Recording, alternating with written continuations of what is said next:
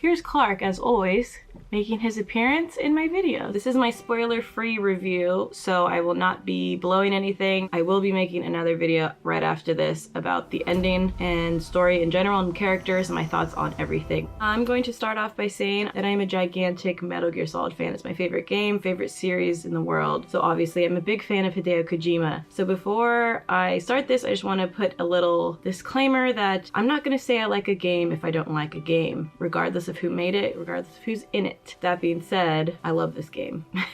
It's a very different, unique game, something I've never experienced before, and I feel like a lot of other people haven't. So that itself is going to be a reason for a little back and forth online on the internet. It's obviously divided, and I think that if you are really interested in this game, you should try it for yourself. But to be honest, people that don't play it, people that hate on it, people that play the first 2 hours and quit, I feel sad because you are missing out on one of the most insane games and stories. The whole wide world will be yours to explore.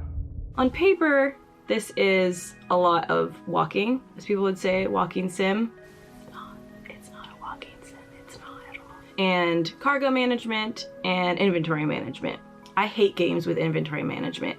MGS5, everybody really loved, just like Peace Walker, the mother-based system where you're deciding where your soldiers go to best benefit your base, managing that, building up structures and all of that. That was not something I cared about. I dealt with it because I had to. I did the bare minimum. So this game is a ton of inventory management. It's a ton of being in menu. So on paper, this is not the game for me, but it is. In this insane, crazy way. I haven't enjoyed a game like this in so long. I haven't experienced laughter and then sadness and then complete and utter stress. I don't think a game has stressed me out as much as this in a very long time. And I've played lots of horror games and they're very stressful. Silent Hill still does that to me. It really stresses me out. But there's something about this game that just, it stressed me out. It was parts where I literally didn't breathe in life. But there's like this strange addiction to it. I went on vacation for a week and everything in Maui, I went to Hawaii, reminded me of Death Stranding. And I was just like, this game is on my brain so much that I can't just move on past it. And it's not a game like Detroit. I was really into Detroit, crushed that in like 3 days because you can. It's not a 50-hour game. But something hasn't like stayed with me as much as this game has. A lot of people were complaining about the fact that they didn't know what made this game fun. It is fun. It's work, but it's fun. Jumping your car, jumping your motorcycle is fun. Playing with BB. BB just puts a smile on your face. He's such a great little companion. There's NPCs in the world that are very rare that you'll come across. They're porters, and I almost ran them over once because I thought they were mules, but you can trade with them, you can say hi to them, you can like them, wave to them and stuff like that. It's fun. Sometimes your passengers on your back talk. There's like little Easter eggs like Kojima games always have. Your safe room is full of just fun activities. There are figurines that pop up as you continue the game that are really satisfying to see. Obviously, there's all the funny stuff you can do with Norman Reedus, taking pictures and just acting funny. BB always likes it when you're acting funny in there. It's not so much as a fun game like, ooh, I'm having so much fun. It's a satisfying game. You work really hard and there's a payoff because you're receiving stuff from this person, or you've helped this family get their medicine that they need, and you're getting likes and you're upping your rank and upping your inventory, and that's just super addicting. It's satisfying and you feel like you've made a difference in this world, and it's great. I finished the game in 48 hours. I was going pretty much straight for the storyline, picking up standard missions here and there. I don't know if I even talked about, I mean, if you're watching this, I feel like you have an idea what this game is about, but I guess I'll do a little summary. You're Sam Porter Bridges. You are a person who delivers items to people. We're in this post-apocalyptic world where basically the dead have come into our world, and so people are underground. People are living underground, separate from each other. The United States is disbanded. It's not even a country anymore. Everyone is kind of just out for themselves, not going above the surface, because these BTs, or beached things, which are basically dead people, have now come into our world, and if they catch you, they eat you, and they cause a void out, which is a giant crater of whichever area this person was eaten by this entity. Say somebody's walking around outside and they end up getting eaten, and if they're right next door to, like, say a bunker with 60,000 people, all of those people are dead. Everybody in the area is dead. So void outs are very, very bad. Sam is paired with a BB, which is a bridge baby, and he helps us connect to the BT world, and he'll warn us where they are. BB is a huge part of the story and one of my favorite characters ever. I didn't think I could love anything more than D-Dog or, you know, like as your little companion in a game. There are these people who are porters. They deliver packages to each of these little bunkers and stations where people live. These people have dooms, and they have this special thing in their body and their blood is that they can sense these entities more than normal people could. Some people can see them, some people can feel them. As Sam, he gets goosebumps when they're around. They are better equipped to deal with BTs, and so they are out there in the world delivering necessary packages to people, medicine and supplies and food and things that people need. Our main objective is to go from the East Coast to the West Coast, connecting the world. So a big part of this game is figuring out, okay, I want to go from point A to point B, and in your map you can kind of make yourself a waypoint, individual waypoint of, I want to go through this hill area, I want to go around, I'll go over this river, I'll figure this out. There are portions of this game where you are completely alone. There is nobody else around, there is no online aspects to it. Sometimes there are some structures by people in-game NPCs. And when you get to your point B, most of the time you'll be able to connect to a network, which is what your job is to connect this network called the CHIRAL network. Once you do that, then the online aspects come into the game. So that's what we're doing. Shut up. Don't even breathe. I think the story is great. It's phenomenal. It could be a movie in itself. I know a lot of people were saying he should have just made it a movie, but I disagree. I think it was a great experience. The story is like mixed between big chunks and then tiny little pieces. You'll have like a big chunk of cutscenes and then no cutscenes for a while. And that was one aspect that just made it almost even more addicting, because it was like, if I do this, this, and this, then I can unlock some more of the story. I want to unlock the lore. I want to understand what's going. Because in this game, they don't tell you right out, like, this is the Death Stranding, this is what happened. They leave you in the dark for a majority of the game, and you're just uncovering the pieces and piecing together what's going on in the world. The morsels and bits, they give you just enough and makes you want to keep moving forward. You see flashbacks, you see cutscenes. There are some codec calls, but not very many.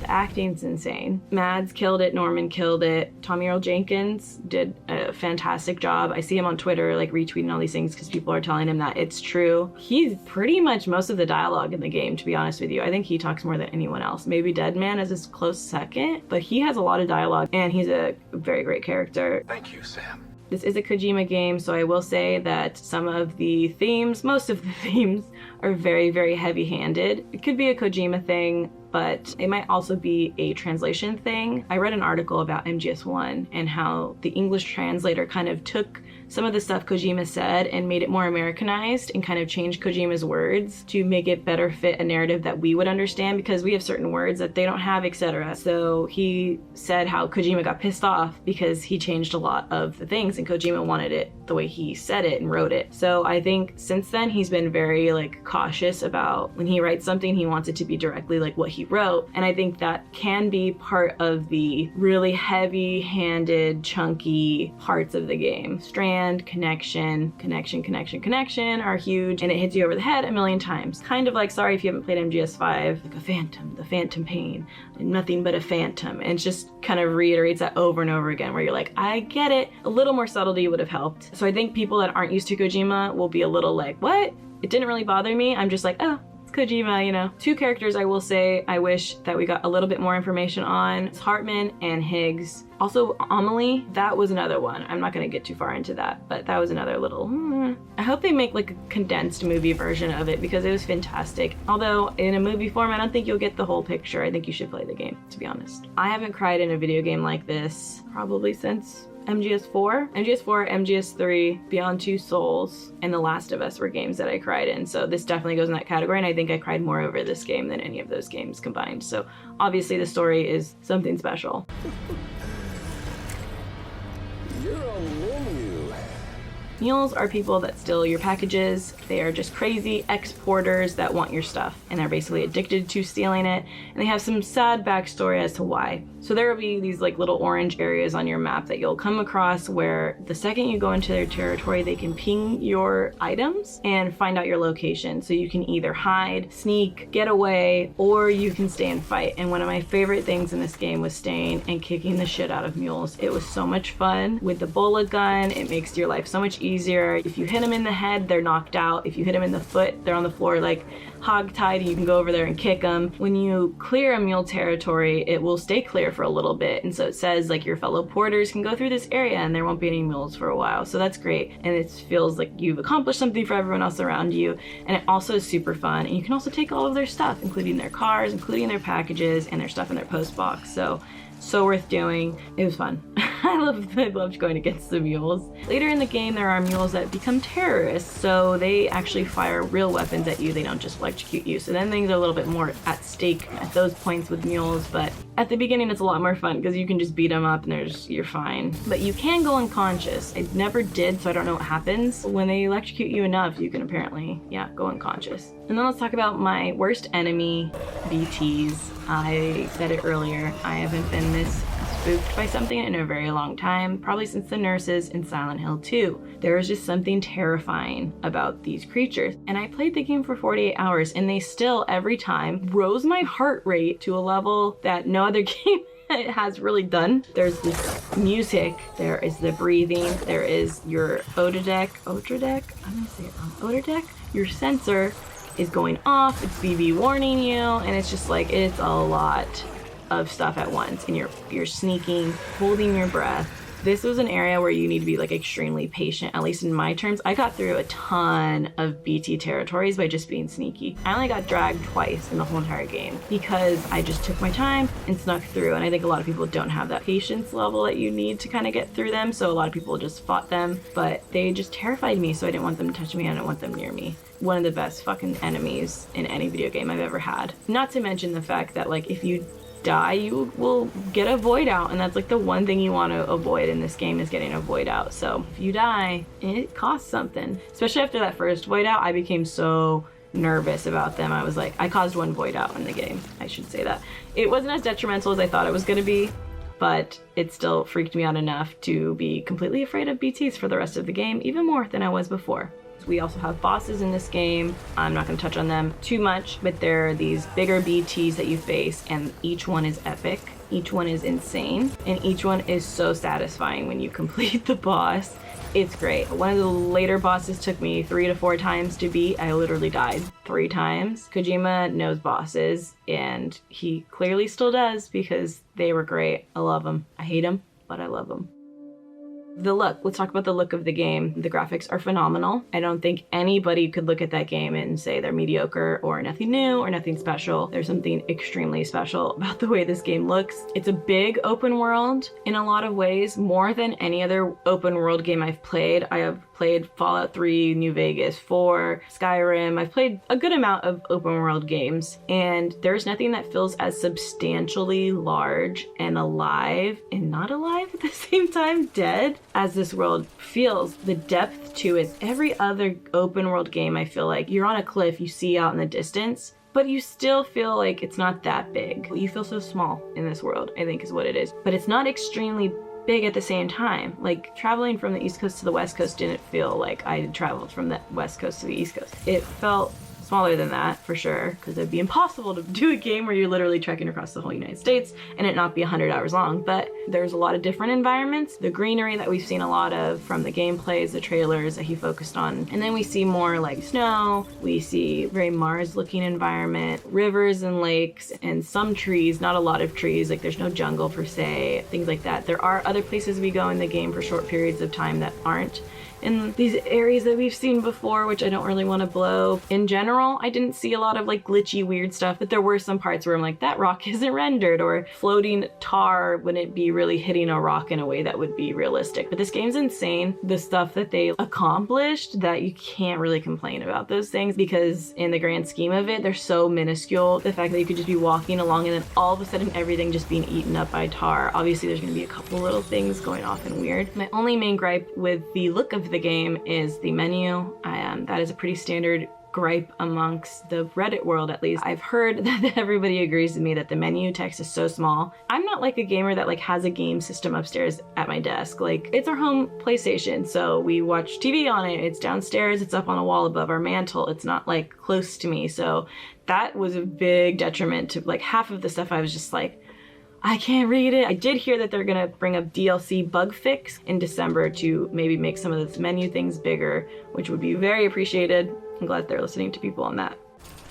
Now let's move on to the feel of the game, and by feel, I mean controls. This was a crazy experience because I think I'm just so used to all the games I play being so fluid, running around where you climb this mountain like Uncharted or Tomb Raider and it's not that big of a deal. This game, you really felt like Sam. Like you felt the weight of the stuff that he had on his shoulders. You felt when you were about to tip over. If you push L2 and R2, it keeps you holding onto your straps, and I pretty much kept that the entire game because I didn't want to stumble, I didn't want to fall, because when you stumble and fall, first off, you drop all your stuff, and then second off, BB gets really upset. So me, I was all about keeping BB happy, so I didn't want to stumble. So I did do that a lot. And fun fact, I think I stumbled twice or 4 times, it said. So you know I was gripping a lot in this game.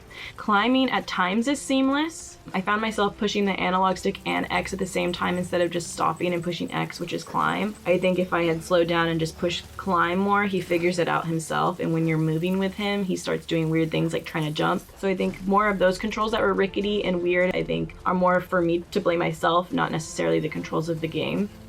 With the weight system, all the realistic aspects to this game, it's not as generous with letting you just climb up stuff. You have to work for it. So that was definitely a plus for me, to be honest. If it was easy to just climb up something, I feel like there wouldn't be that challenge that you have where you really have to think your route through, and using your scanner, like you can see where the red is. Okay, I can't really go there. I can go to where the yellow or the blue is. Let's go that route. So the controls are very realistic in that fact. And when you fall, like you literally feel him fall. Like it's crazy. You experience that fall with him.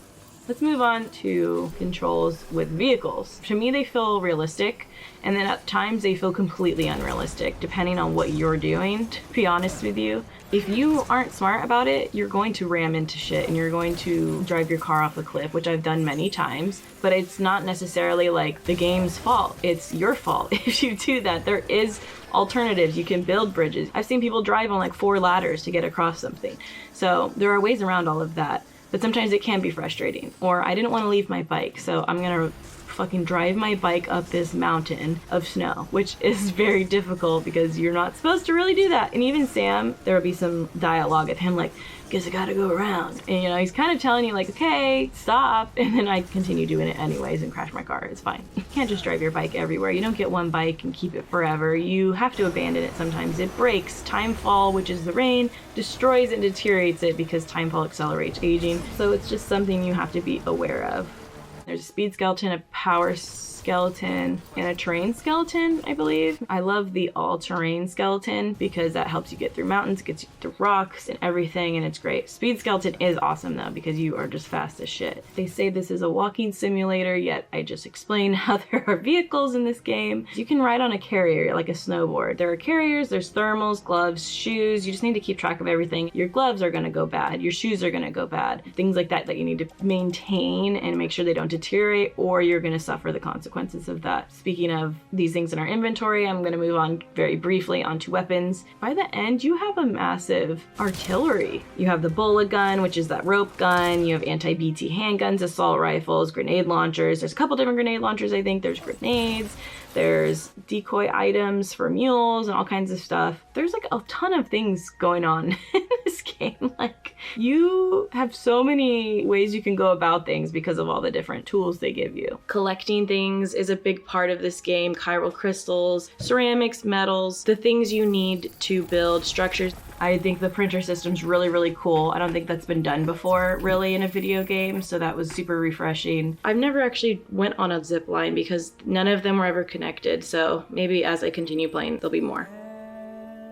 The music in this game is by far the best of any video game I've ever played. I would say it rivals many movies. The ambient music, the BT soundtrack when they're around, the low roar when you're coming down on a valley and there's a distribution center at the bottom of it. It never felt out of place. It never felt like, why is this playing right now? It was so part of the journey. And BB's theme, it's so touching. It's an amazing song. It's phenomenal. There's nothing else I can say. It's phenomenal.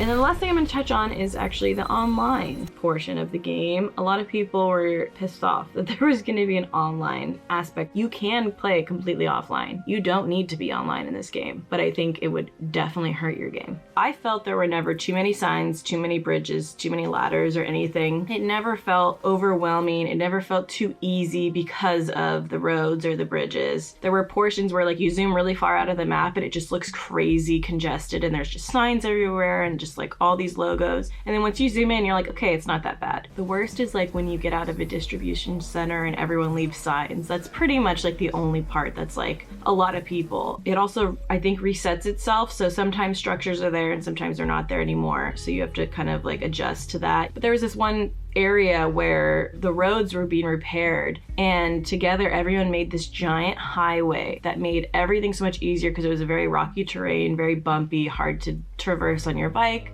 And this highway like just started getting built piece by piece. Such a cool feeling. I like the call out feature. Every time we were in a hot spring, you could see the other people that were in the hot spring at the same time as you. The like system, I love that it's a like system, not a dislike system, because as Kojima said, there's enough shit in this world. There's enough people hating on other people, trolling, spilling the tea, all this kind of stuff, and especially like the negative vibes, especially on YouTube and social media. So I think that the only like button is a great feature. Honestly, we should be a little more positive in our everyday lives, and that was definitely part of his goal. Fellow people really help you in this game. It's like mules are over here, BTs are over here. Well, great, I'm gonna avoid that area now because you've left that. Or there's been times where I need to get out of Timefall, so I found shelter, and that was my #1 sign that I built was Timefall shelter, you know, things like that. Or like an easier route, go this way, up this way, no entrance. So it was really great. You know, I haven't come across like a troll sign or anything. It's just like, it's helpful. And it really did make you come together. So I think I got through everything. I'm sure there's stuff I'm missing. I'm sure there's things that people aren't going to agree with, but I think it's a fantastic game. I would rate it a 9.5 out of 10 just because there are some things that could be cleaned up, especially in some parts of the dialogue, but it was a beautiful story. It was a beautiful lesson. It was a beautiful journey. It's great. And I think that the original reviews got it wrong because they weren't reviewing it now when all of us are playing. They were reviewing it with the select people that had received the early copies like them. I also think a lot of people aren't patient enough. I think a lot of people are like, I want to go out in the world, bang, bang, shoot, shoot, kill, continue the story, and that's not what this game is. I enjoyed every second of it. There were parts where I got frustrated by things, but like I said, most of that was me making dumb decisions. It's not an easy game, but it's a great game, and I would recommend everybody to try it. I'm so glad I got the collector's edition because this is my game of the year. I have Red Dead. I didn't even get through it. I literally spent so many hours up until 3, 4, 5 o'clock in the morning finishing this game. The amount of time and sacrifice that I made to make that happen is kind of insane. That's just how much I was hooked on this game, and I haven't felt that way in a really long time. If not ever. I may have never felt like this about a video game. All the hype, all the theories, all everything, just I think it builds and adds to the allure of the story. I think a lot of people hyped it up too much or believed it was going to be one certain way, and it's like, he showed us what the game was. We just didn't understand it or listen. And however this format, it's so addicting, and it's something I never would have thought I would have been addicted to. So tip my hat to everybody involved. I'm so grateful to be part of this journey with all of you guys. I have never felt this connected to people in a game before, really. And even with the Reddit, people giving people free copies of the game to connect. I'm watching that Reddit number just go up. More and more people are joining it. So thank you for watching. I have a lot of editing to do. As I said, this game is super fun to play. I don't believe it's super fun to watch. So I'm gonna really be chopping up my episodes, so it might take me a while to get them out, but I am going to be doing a super spoiler video after this. So if you want to check it out, I'll put it up here, so check it out. Or talk about the ending with me. Comment, leave likes, only likes. Dislikes, go fuck yourself. This isn't about dislikes. See you later. Clark?